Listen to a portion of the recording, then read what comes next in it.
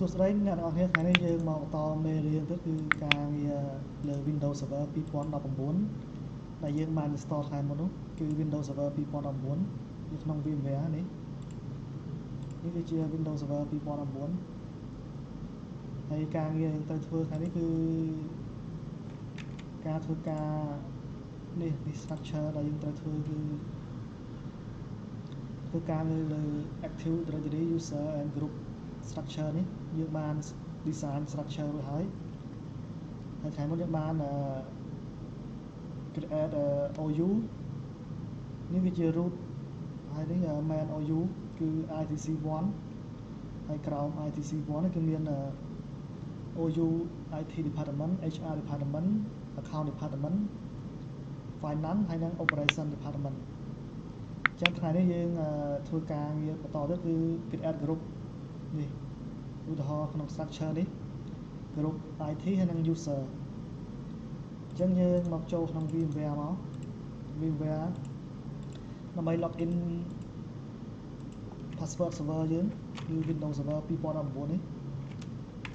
គឺយើងបាយ password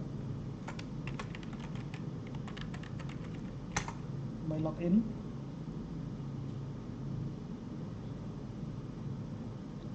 ហើយនេះគឺជា interface របស់ Windows Server 2019ហើយការងារដែលយើងត្រូវធ្វើថ្ងៃនេះគឺធ្វើការងារលើនេះ Server Manager នេះហើយធ្វើការងារនៅលើ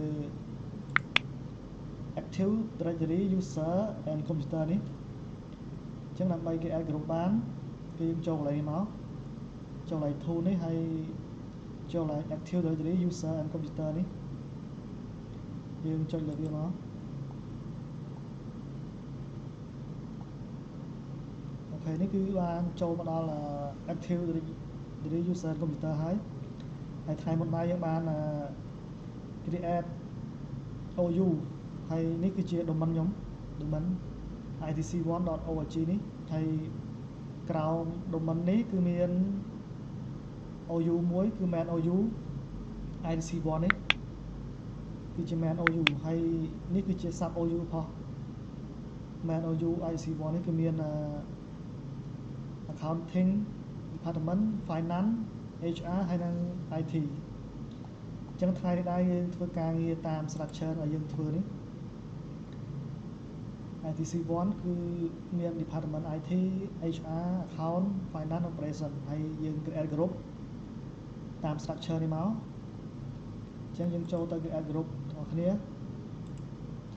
ការ create group គឺយើងអាចចូលកន្លែងនេះក៏បានកន្លែងនេះ tool នេះហើយរូបមនុស្សពីរនេះ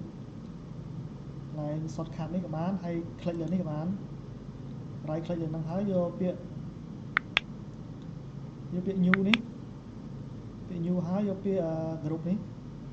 កន្លែងហ្នឹងបានអញ្ចឹងយើងចុចកន្លែងហ្នឹងមកអញ្ចឹងឧទាហរណ៍ថាយើងចង់ create group មួយនៅក្នុងខាង account department account យើង create group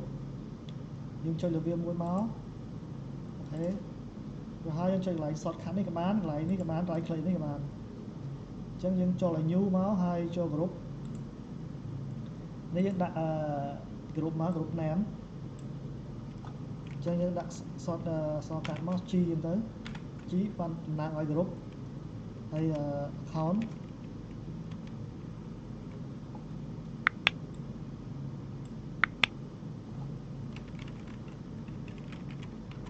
accounting group accounting អូខេហើយកន្លែងនេះយើង keep default មក global ហើយនឹង security យ៉ាងមកយើង keep default វាហើយចុច OK អញ្ចឹងយើងបាន group មួយនេះ group ខាង accounting តទៅទៀតគឺយើងគេអាច group មួយទៀតគឺផ្នែក finance អញ្ចឹងយើងចូលមកកន្លែង shortcut នេះម្ដងមកធ្វើតាម shortcut នេះកន្លែងរូបមនុស្សពីរនេះអូខេអញ្ចឹងហើយយើងដាក់ group name មក g.finance អូខេអញ្ចឹងយើងចុច OK ទៀតមកនេះបាន group accounting មួយហើយនិង group finance មួយអ ចឹងចូលដល់ HR អូខេអញ្ចឹងយើងចុចលើហ្នឹងមកឡើង create group នេះ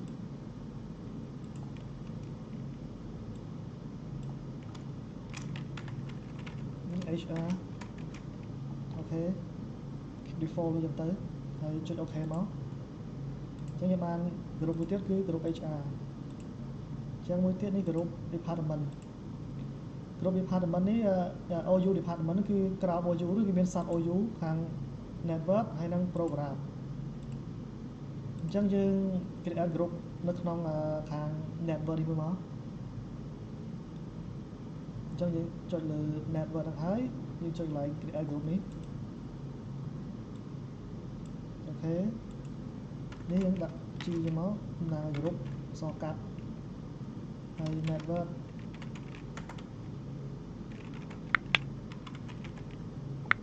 អូខេអញ្ចឹងចុច OK អញ្ចឹងយើងបាន group មួយទៀតគឺ group networking ខាង internet តទៅទៀតគឺខាង program យើង add group មួយទៀត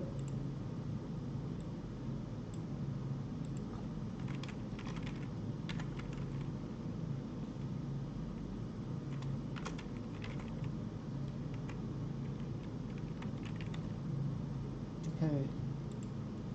អញ្ចឹងការបង្កើត group គឺអូខេចប់ហើយអញ្ចឹងយើងដំណាក់ការបន្ទាប់គឺយើង create user នេះ create user នេះយើងបានបង្កើត group ហើយនេះកាត់user តាម structure នេះមក